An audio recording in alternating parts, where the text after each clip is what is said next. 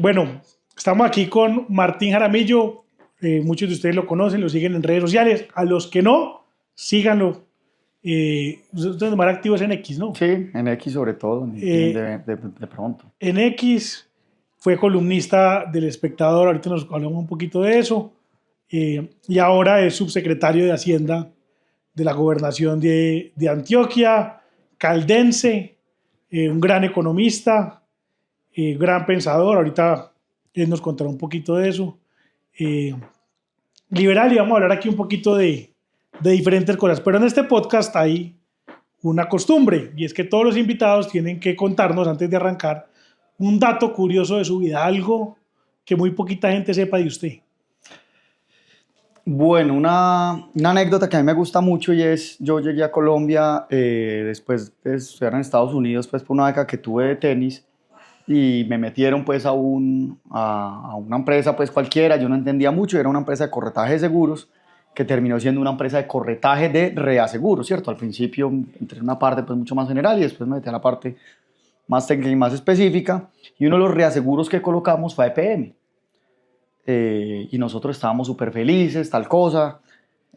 Había venido en esos días un periodista, un comercial de portafolio, y que si pagamos un publireportaje, que si pautábamos, que si no sé qué, y pues no le paramos bolas.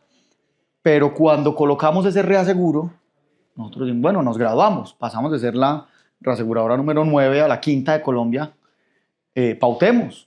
Oiga, yo feliz porque pues yo tenía 20 años, pues era mi primer trabajo en Bogotá, yo era suscrito a Portafolio, y nosotros felices, vamos a pautar la cosa. Yo ya estaba en conversaciones, yo era pues el business partner, pues como el chief of staff del CEO. Eh, yo listo, vamos, tal cosa, la entrevista va a ser tal, estos son los datos, ta, ta, ta. Y ya estábamos pues a punto de pagar, pues ya teníamos la vaina escrita, tal cosa. Y yo voy, me acuerdo, iba en el B14, en el Transmilenio B14 hacia el norte de Bogotá, yo trabajaba en el centro en ese momento, y escuchándonos con unos audífonos de cable para que no me fueran a robar, eh, escucho yo, no, venga, no, Hidroituango, una cosa ahí, yo me acuerdo fue 6 de la tarde, 6, 7, no sé. Bueno, ¿qué es eso? ¿Eso por qué me suena? Que no, que una tragedia, que en ese momento estaban haciendo cálculos de cuántos damnificados, pero cuántos muertos si no se resolvía tal cosa, no sé qué. Y yo llego, oye, esa cosa, es que embarrada, pero bueno, llegué y puso cualquier cosa, cualquier persona pone cualquier cosa, cualquier tweet, cualquier vaina y uno se desentiende. Y yo que tenía el hábito pues, de llegar de primero a la oficina, el otro día llegué, tal cosa, 7:15 de la mañana, yo miro y la sala de juntas llena. Yo miro y pues un montón de gente con corbata, todos. Y me hablan en español de España, y ahí hice toda la conexión. El reaseguro era sobre la póliza de PM para Hidroituango. Entonces se canceló lo del publireportaje. Eh, Ahí ellos se fueron en helicóptero, echaron tal cosa.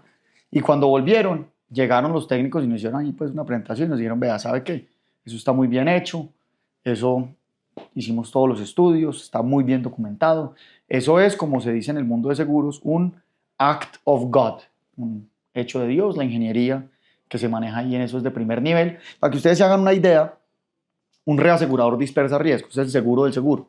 Un seguro, Mafre, bueno, Sura, el que ustedes quieran acá, dice, bueno, yo suscribo, pero dice, venga, si se cae el edificio, si se incendia tal cosa, si hay un terremoto en el centro de Bogotá o en el centro, en el poblado, no tengo cómo pagar todos. Entonces yo voy a dispersar mis riesgos asegurando a futuro.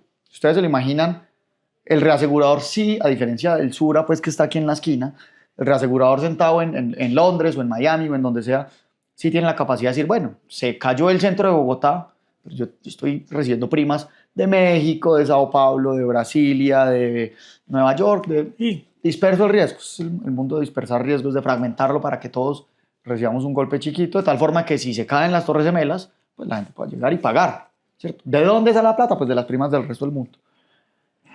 Pero el dato curioso es que yo me enamoré pues del sector empresarial antioqueño en cuestión pues de un año de trabajo y casi que sin conocer Medellín pues a mis 20 años de edad. gracias A eso. a esa anécdota. A eso. A esa anécdota. Wow. Y usted le pudo estudiar mucho sobre eso, ¿no? La cosa es que, como muchas cosas en el mundo y en los negocios, es un negocio pues, de cifras, de cosas, pero al final es un negocio de personas. Usted gana mucha o poca plata en la medida que usted pueda entender un riesgo y suscribirlo rápido. Y usted nada más puede entender y suscribir si usted tiene relaciones de confianza.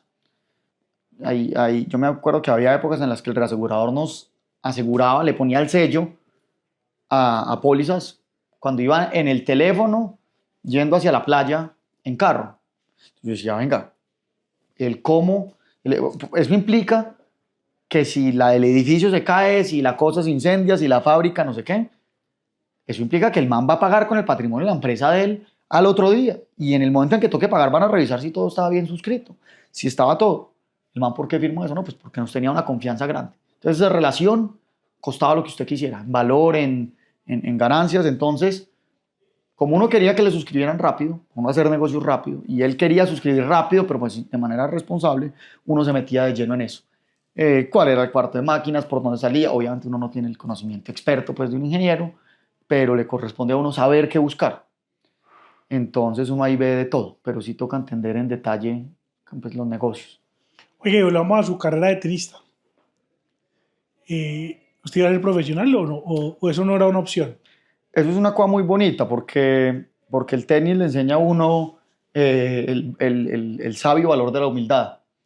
Usted el Nacional, el Once Caldas, el Millonarios del que hablaron hace poquito con Caloncho, por malos equipos que sean o buenos equipos, ganan la mitad de las veces, ¿cierto? Por mal que les vaya, ganan la mitad de las veces. Si usted incluye empates, pues pierden 2 o 3 veces. Yo me acuerdo cuando el Once Caldas quedó campeón en 2003, que lo llevó a la Libertadores de 2004, tenía perdidos 3 partidos. O sea, en 6 meses perdió 3 veces. De resto, usted un fin de semana gana y gana todas las semanas. En tenis, salvo que usted gane el torneo, usted pierde cada 8 días. Y fuera de eso, compite en un mercado mundial. Entonces, en Colombia existen los Dairos Morenos, ¿cierto? El mejor del país. Y mete no hay cuántos goles, 100 y pico de goles. Y también botellas. Es la misma cantidad. Yo creo que las botellas lo supera por un amplio margen. Pero usted puede ser alguien en el mundo deportivo profesional. Pues aquí nadie me puede decir que Dairo Moreno es un pintado en la pared. En tenis eso no pasa. En tenis usted ya juega más o menos bien, arranca y me hace el favor y arranca a competir en el mercado mundial, y en el mercado mundial hay mucha gente muy buena. Entonces, claro, pues yo jugué torneos profesionales, en mi época llamaban futuros, pues pasa uno las primeras rondas de la clasificación, se siente feliz, todo, pero llega otro y bueno, y le gana a uno y no juega súper bien, pues estoy en un buen nivel, pero después ve el que le ganó a uno, jugando un nivel más arriba y uno se da cuenta que ser el mejor es difícil. Pero no, nadie le quita a uno lo gozado. Pero hemos tenido, o sea, es decir, pues Cabal y Fara, pero yo me acuerdo cuando estaba chiquito estaba Fabiola Zuluaga, pero hemos tenido muy poquitos tenistas, ¿cierto? Pues como tenistas muy buenos, como de muy alta calidad, así que le puedan ganar, pues un... Yo creo que eso era cierto hasta Cabal y Farah. Cabal, yo me acuerdo que yo conocí a Cabal porque yo estaba jugando el torneo de la Feria de Manizales, el de menores de 18, un partido que se alargó, yo jugaba a las 8, ellos jugaban a las 10, Cabal y no me acuerdo quién más, bueno, tal vez Struve, bueno, no me acuerdo quién, creo que era alguien de la región, y mi partido se alargó tanto que los puso a ellos a esperar 1 hora o algo así, pero Cabal era un tipo de esos, un tipo que jugaba torneos pues, locales, ahí pues con la gente que jugaba más o menos bien de clubes, y se conecta con Farah, y eso cambió la historia del tenis colombiano. Pues uno tener un campeón de Grand Slam, reitero, no es cualquier cosa. Porque es que cuando usted empieza, cuando usted es más o menos bueno en tenis, no lo digo tanto por el caso propio, sino por caso de gente que ha llegado muy lejos, usted es el mejor de su grupo de edad, usted es el mejor del club, usted es el mejor de la ciudad, usted gana los nacionales, usted va a la primera gira internacional y le gana a todo el mundo. Pero da un pasito más arriba y usted se da cuenta que como usted hay 5.000 Claro. más. Entonces, romper esa barrera es supremamente importante. Por ahí hay un amigo que nosotros tenemos en común que dice que Colombia no sabe ganar, le da miedo ganar. Pone el paralelo con Argentina. Colombia en algunos casos, yo he visto, pues tiene hasta mejor equipo que Argentina, pero hay una diferencia. En la Copa América, en la Copa del Mundo, Argentina llega y entra a ganar. Nosotros, y de pronto tiene algo que ver con las ideas políticas y con la forma en la mentalidad, que con el nos pensamos mindset, el con todo. desarrollo, es llegamos, somos muy buenos, nos encanta que nos admiren por la superación y por tal cosa, pero no entramos a ganar.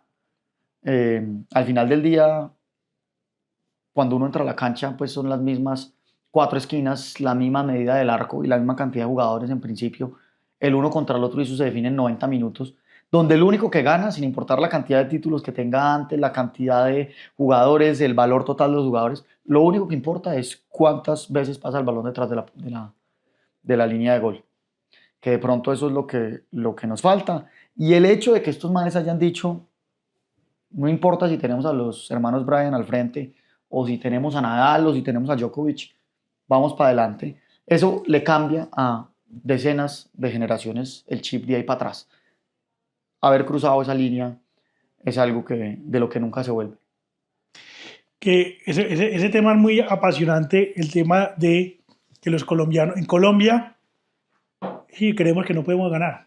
En los deportes, en la vida, como país, como sociedad, nosotros estamos cómodamente instalados como en la mediocridad, es decir, en estar ahí, ¿cierto? Entonces es no creérsela.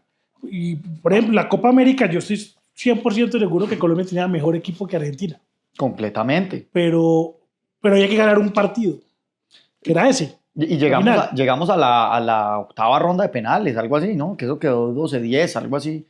Eso debe haber sido 2017. Pues no ganamos. Pero es eso. Fíjense que yo a veces veo en reacciones, por ejemplo, a los videos de ustedes, donde llega Jair o Jair o cualquiera y dice, venga, ustedes son capaces, para adelante, ustedes se pueden labrar su propio destino.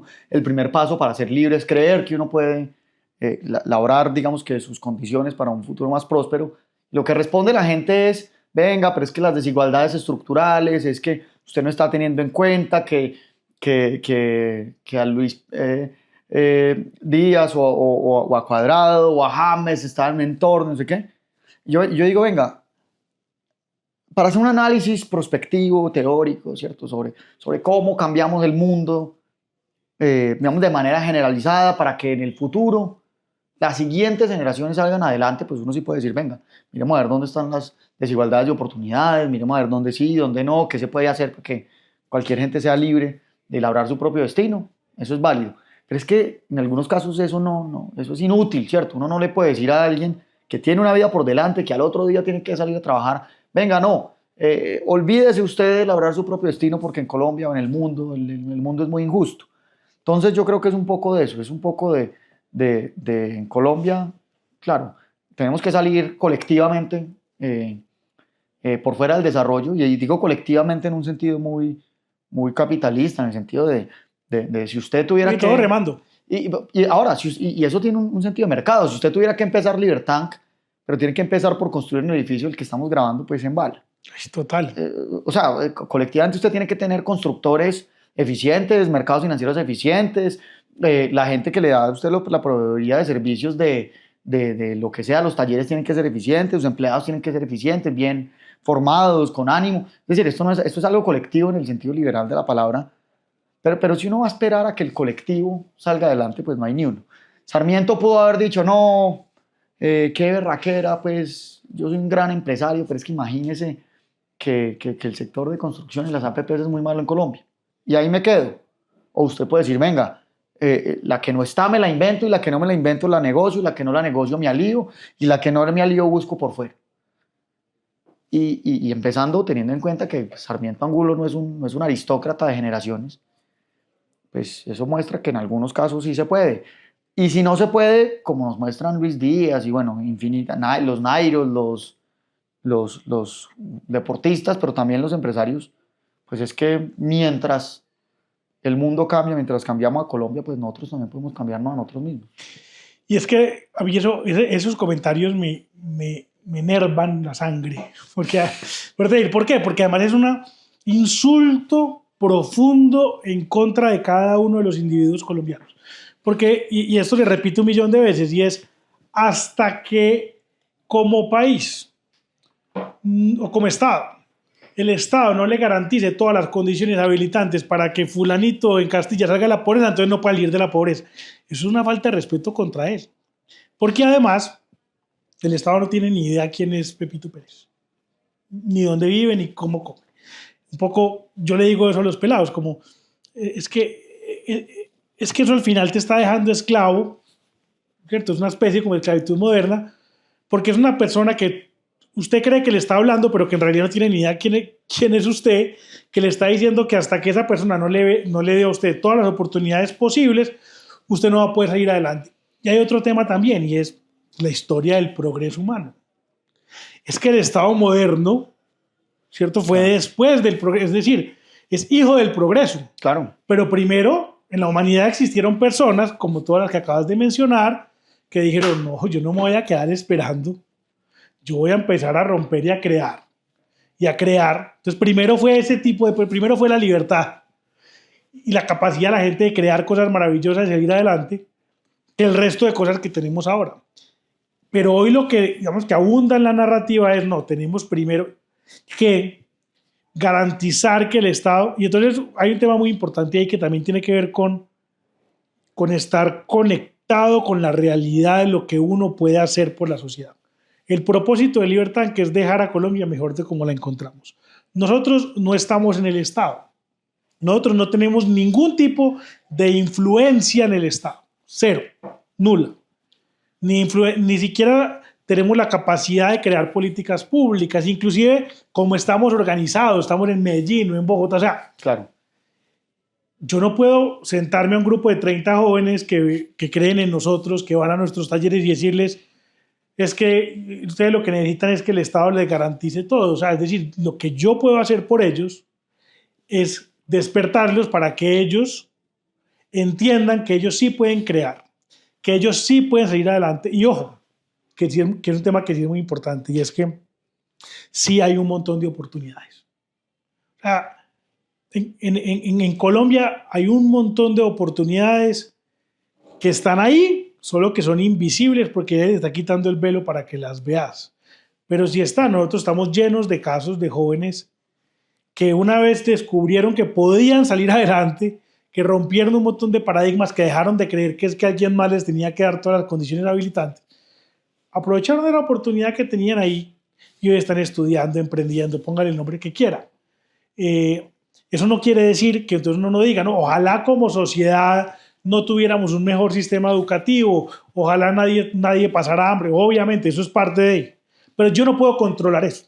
Yo lo único que puedo hacer es tratar de cambiar la mentalidad de la gente. No, y fíjese una cosa, póngase a pensar, perdón la cuña, y si hay gente muy sofisticada que lo escucha a usted, pues me sabrá perdonar, pero dígame, en el corto plazo, en el caso local, que es a quienes ustedes le hablan, a la sociedad civil, de abajo hacia arriba, como muchos entendemos el desarrollo, ¿qué le sirve más, por ejemplo, a un taxista? Yo la otra vez en Bogotá, del aeropuerto, algún día que tenía que hacer no sé qué cosa, me monté en un taxi, iba para la embajada gringa a sacar la visa, y el taxi, oiga, escuchando, yo no sé si era de él o inspirado en él, pero escuchando podcast permanentemente de Robert Kiyosaki.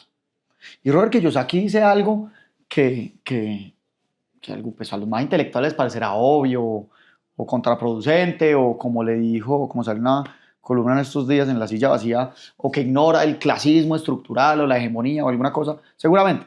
Pero Kiyosaki decía de manera reiterada, es que ese trayecto duró 1 hora y la hora era más o menos lo mismo. Coja la plata que usted tiene del ingreso, porque es que estos músculos, estos huesos no nos van a durar sólidos toda la vida y estamos viviendo mucho afortunadamente. Coja eso, produzcalo, úsalo para trabajar si usted no tiene pues activos, pero cada peso que usted tenga más allá de lo mínimo pues que necesite, métalo en un activo, métalo en un apartamento. En el caso de este man que fuera de eso, tenía conocimiento específico, métalo en un taxi. Oiga, el man no tenía ni la menor idea de cómo calcular un interés compuesto, pero tenía clarísimo cuánto necesitaba de equity para sacar el siguiente taxi. Y sabía lo que implicaba en términos de cuotas que a usted se le bajara un taxi.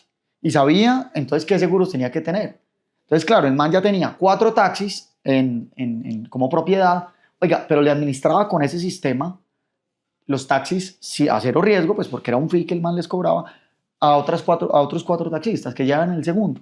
Entonces yo digo, pues pucha, este man se montó en un imperio capitalista a algo que a mucha gente le podrá parecer sofisticado. Entonces, está bien, yo hago parte de ese mundo, a mí me gusta en eso. En estos días de pronto le pido pista para que discutamos algo que estoy escribiendo sobre la desigualdad, conversaciones con Luis Guillermo Vélez y bueno, con varias cosas. Por ejemplo, porque me gusta mucho que es el Inequality of What de Amartya Sen, donde uno le da para filosofar, desigualdad de oportunidades, de capacidades, de resultados, pero más allá de cualquier intelectualidad, hay algo que sí, digamos que está más allá de cualquier duda. Kiyosaki, el video de ustedes, la cosa, le ha cambiado más la vida a la gente en el corto plazo con cambio de vida real que uno por allá diciendo, no, vengan las barreras de largo plazo y el crecimiento endógeno. Entonces, digamos, desaprovechar eso o demeritarlo en una especie de supremacía intelectual, decir, no, venga, es que hay unas causas, además de ser, como usted bien lo decía, irrespetuoso en el sentido de que le quita agencia a gente que puede lograr lo mismo y más que uno. Y cada que me preguntan eso, yo le pregunto a estos manes que se pregunten si Sarmiento Angulo tuvo más educación que ellos o menos. Si cualquier empresario que usted mira, coja las 10 principales constructoras que hay en Colombia y mire a ver cuántas de esas vienen de PhDs de Harvard y cuántas vienen de gente que estudió, lo veíamos de poquito, en la UIS, que de pronto hizo un diplomado de alta gerencia en los Andes ya después de ser viejo y estar rico. Entonces, ¿quién ha hecho más por eso? Entonces, además de ser irrespetuoso con la agencia que tiene la gente, yo creo que además de eso es impráctico, ¿cierto? Ese desprecio no le soluciona la vida a nadie y en cambio socava algunos de los esfuerzos que sí pueden lograr que esa gente cambie su modo de vida. Y al final yo creo que esa es la conversación que deberíamos estar teniendo como sociedad, ¿cierto? Y es, ¿por qué? Porque además hay otro tema importante ahí que se relaciona con el tema de la dignidad humana y el respeto, y es, al final, por ejemplo, al político, ese discurso le interesa profundamente, es decir, eso de que se repita que hasta que el Estado no dé todas las condiciones habilitantes, pues al político le beneficia porque el político puede empezar a decir, no, es que yo soy el que te va a sacar de la pobreza, yo soy el que te va a sacar de la...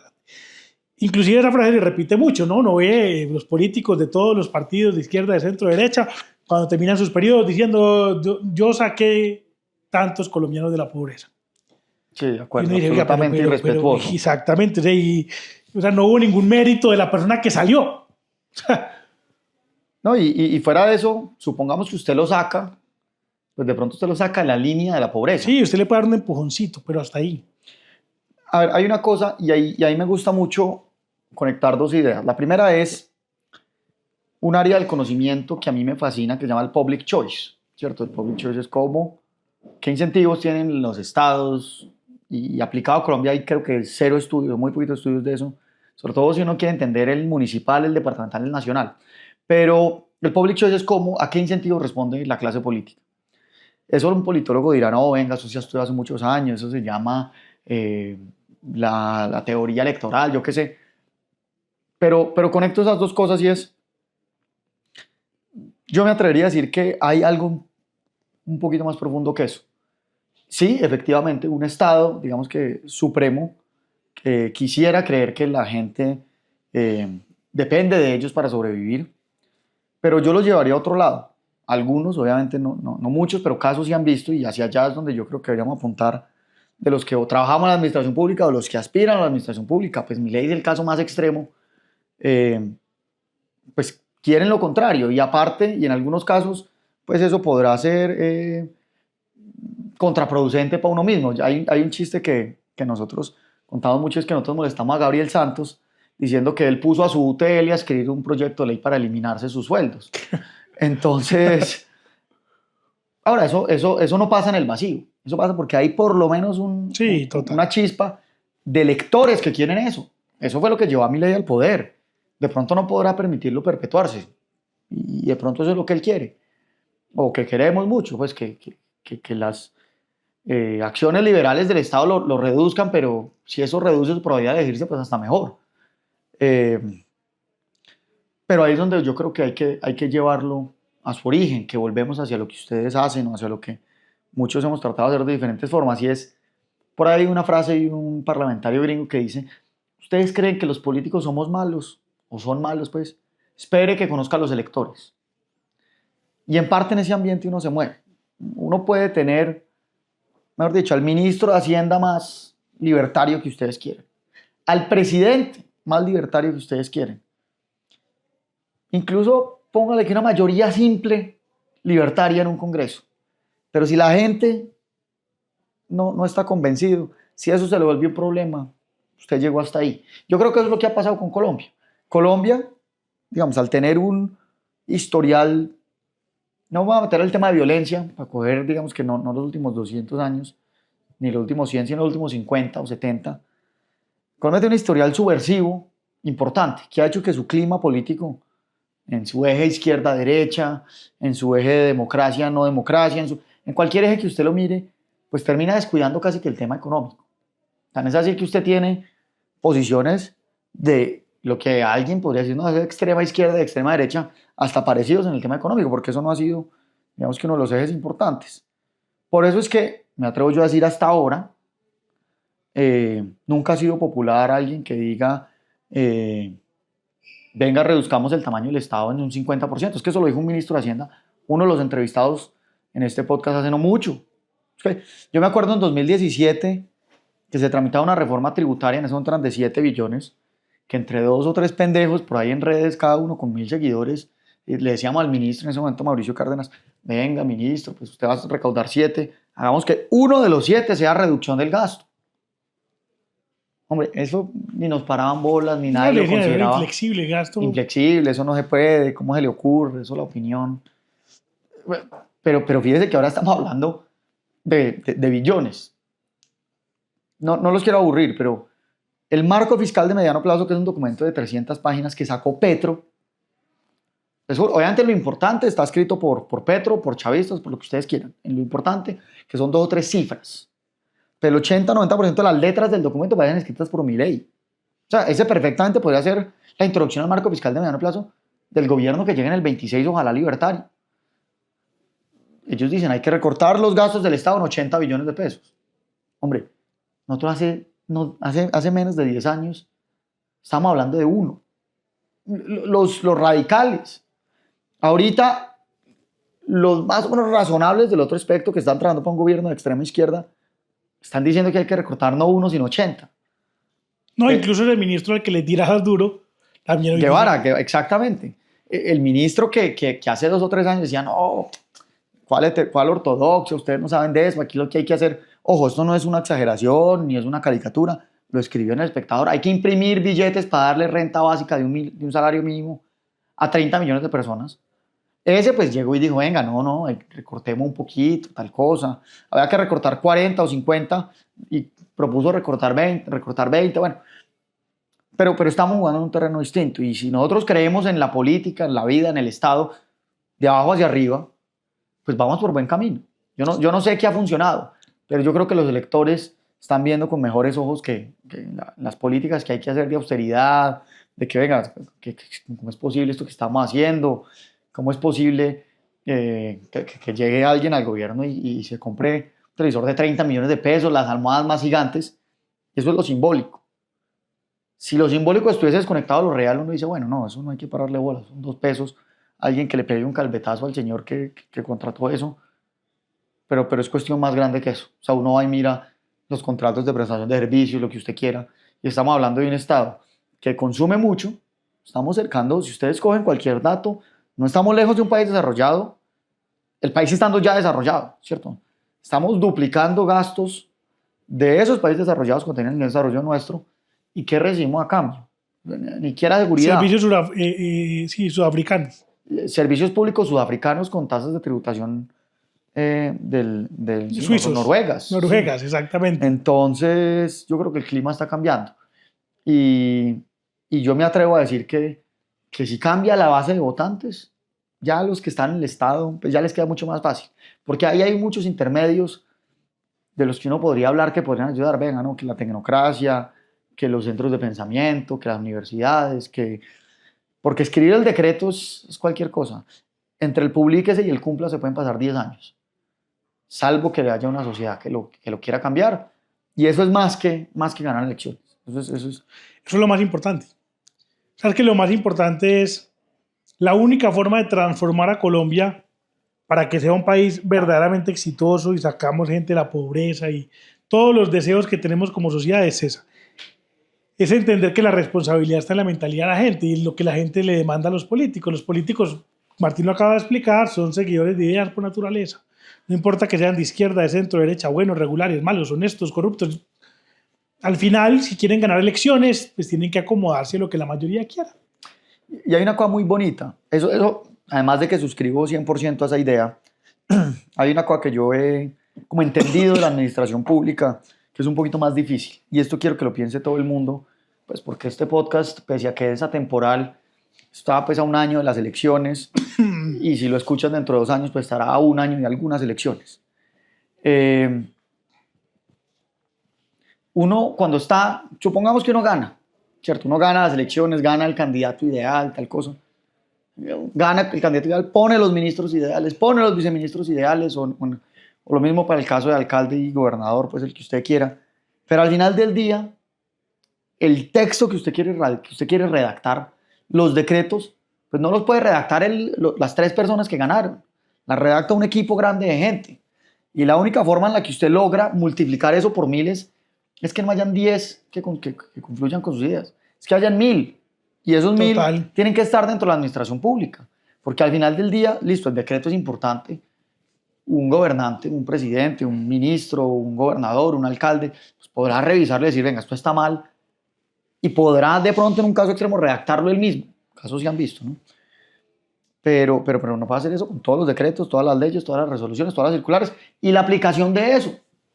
La cantidad de cosas que uno se ve en Colombia, dice, no, la ley dice eso, pero no aplica. Pero así que no aplica. Entre el publíquese y el cúmplase pueden pasar 10 años. Total.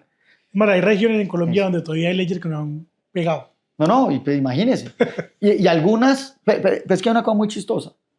Ese es un caso muy famoso con el caso de los cigarrillos menudeados.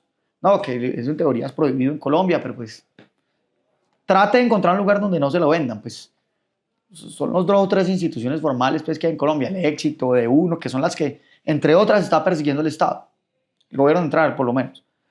Pero hay unas que son más dramáticas. O sea, hay municipios en este momento en Colombia que tienen la obligación legal de entregarle al departamento la cuenta de banco para que nosotros les podamos transferir el 20% y no lo han hecho. Y eso es para recibir plata, calcule. Entonces, mejor dicho, si esto es una cosa muy poquito, que es la forma en la que yo siento que la gente a veces piensa en las elecciones, de no, venga, ¿con quién nos tenemos que aliar? 2 o 3, tal cosa. Hombre, de pronto ganamos. Que esa es la tragedia, de pronto hasta uno gana. Pero si no están las mayorías para hacer eso es difícil. Ya el liderazgo político importa. O sea, alguien que convenza a la asamblea, que convenza al Congreso, que inspire al equipo que está trabajando con él, porque, de nuevo, las manos de un ser humano, donde yo conozco son 2, pero una administración son miles. De ahí para abajo tiene que haber algo más que publique y cumpla. Tiene que haber un equipo, tiene que haber inspiración, tiene que ganar las ideas correctas. Que yo creo que en Colombia hay un mercado importante para las ideas correctas, que es una gran noticia. Ahora estaba almorzando con unos empresarios y les decía eso. Hoy inclusive con lo que usted explicaba ahorita, es decir, que hoy estemos hablando ya de que hay que reducir el Estado, hoy es porque es inminente, porque no hay otra opción, pero que ya eso esté en la agenda, un poco ver cómo todos los políticos desde la, digamos que centro izquierda o izquierda no radical hasta la centro derecha, pues todos están hablando un poco de ideas mucho más liberales. Eso pasa porque ellos interpretan que eso es lo que está pidiendo hoy la gente. Y uno lo ve en la calle, uno ve hoy que la gente hoy, por ejemplo, dice, o sea, ya la gente entiende que no necesita, por ejemplo, más transferencias monetarias, ¿cierto?, de subsidios, La gente quiere trabajar, ¿cierto? La gente quiere tener más ingresos, pero pues ganados por ellos. Claro. La gente quiere salir adelante, ese deseo, y la gente está un poco cansada con todos estos temas de los privilegios que dan los políticos y los excesos y demás, como ese tipo de cosas. Y entendiendo eso, hay una oportunidad gigante para que estas ideas liberales, digamos, y de la libertad se propaguen de manera mucho más rápida. Y que los políticos empiecen a ver eso. Hay un cuento que a mí me fascina. Yo, digamos que el último año, el mejor libro que me he leído, de hecho me lo escuché en Audible y lo compré para volvérmelo a leer con todo el detalle del mundo. Se llama The Chilean Project, o The Chile Project, de Sebastian Edwards. Sebastian Edwards es un académico creo que no era de Allende, pero sí un crítico acérrimo de la dictadura, pues de la dictadura de Pinochet.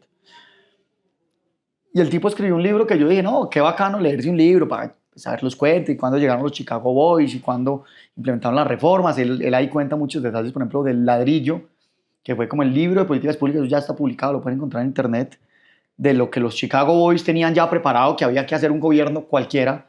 El que les terminó cogiendo la caña fue Pinochet. Ahí tiene datos curiosos. Yo pensé que me iba a encontrar eso, que el ladrillo, por ejemplo, que uno dice, no, pues ese es el panfleto libertario. Eso es un documento medio socialdemócrata. Eso ahí había un montón de concesiones, sobre todo para recoger en ese mismo documento a los economistas como socialdemócratas, como a los más o menos que son como unos cristianos católicos que tenían mucho como el cuento de los cooperativismos. Bueno, era mucho de la época.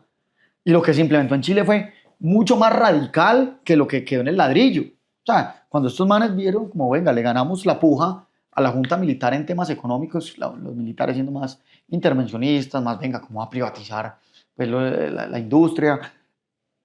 Cuando vieron que ganaron fue que impulsaron el país a fondo.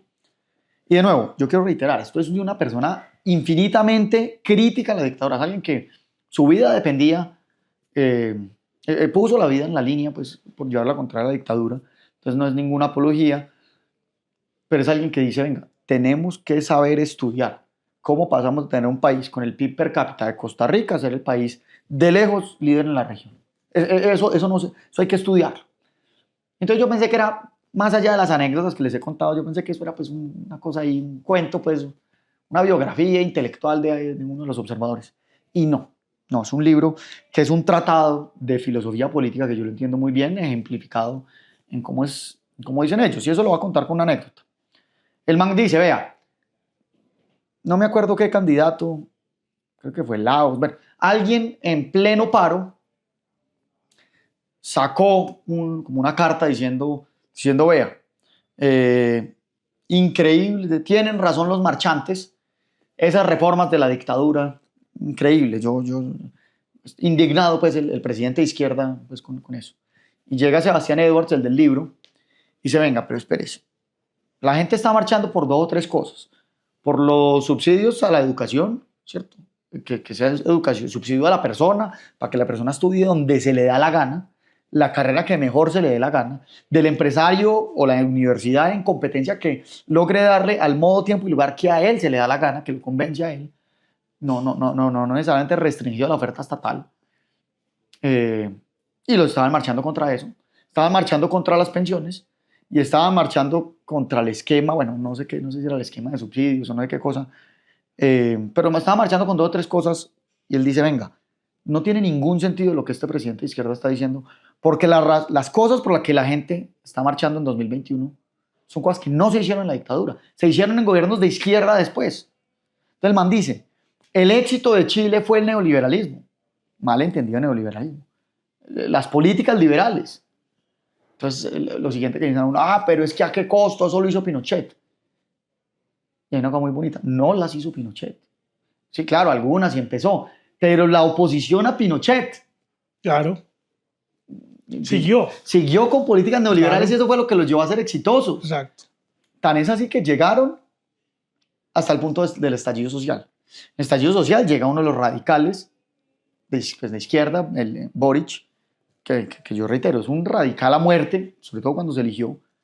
Si ustedes cogen la primera constitución redactada por Chile, eso era pues un pamphlet, mejor dicho, Marx hubiera cogido su derecho, venga, no, se le está yendo la mano. Se le fue la mano. Bájale un poquito. Sí.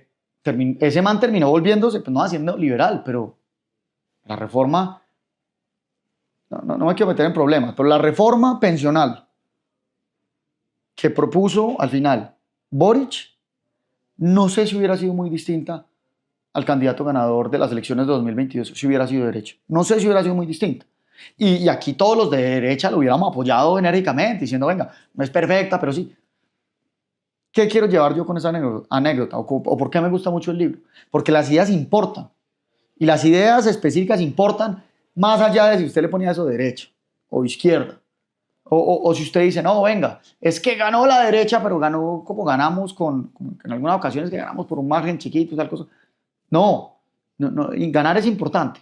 Pues, pero más que importante, necesitamos que gobiernen las ideas correctas. Totalmente. Y las ideas vienen de abajo. Y eso no importa quién gobierne. Porque en el mismo caso de Chile es el caso del Reino Unido. Es decir, Thatcher llega, listo, entonces Thatcher. Entonces ahí sí la figura de ese fantasma, ese significante vacío del neoliberalismo, pero pues digamos que las grandes reformas liberales de nuestros tiempos, Thatcher, Reagan, tal, ¿sí o no? Pero luego Thatcher pierde las elecciones, llegan otra vez el partido laborista al poder, sí, y en mayor o menor medida continúan las mismas políticas de Thatcher. O sea, allá no hubo un gran cambio. E incluso en las elecciones, cuando era Boris Johnson contra Jeremy Corbyn, sí, Boris Johnson no convencía mucho a la gente, pero la gente prefirió votar por él que por el otro man, porque el otro man era un gran peligro. Es decir, cuando uno logra que las ideas predominen, que haya, digamos, un consenso sobre, es indiferente de quién gobierne. En Australia y Nueva Zelanda, que hoy son grandes ejemplos en materia de libertad económica, esa reforma la hicieron gobiernos de izquierda o que se autoproclamaban pues de izquierda. En el Reino Unido y en Estados Unidos, pues gobiernos conservadores.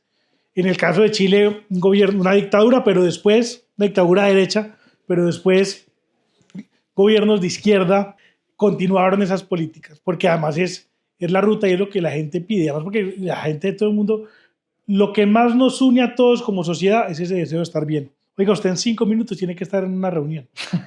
Entonces tenemos que volver a grabar otro para seguir la conversación porque nos quedó faltando mucho de qué hablar. Sobre la democracia, que hemos hablado mucho sobre eso. Hemos conversado. Sobre autonomía ahora que está en la gobernación. Autonomía fiscal de la región. Exactamente, cómo llegó a la gobernación. Pero dicho, quedamos pendientes para una segunda ocasión, Martín. Muchas gracias por esta conversación. Que así sea, Cami, que se repita. A todos, antes de terminar, ahora tenemos una alianza con Books y entonces usted acaba de recomendar un libro. Si ese libro está disponible en Books, va a aparecer en un listado que tenemos en línea donde van a encontrar una gran recomendación de libros que vamos a hacer desde Libertank, pero también en este espacio los autores van a hacer algunas recomendaciones.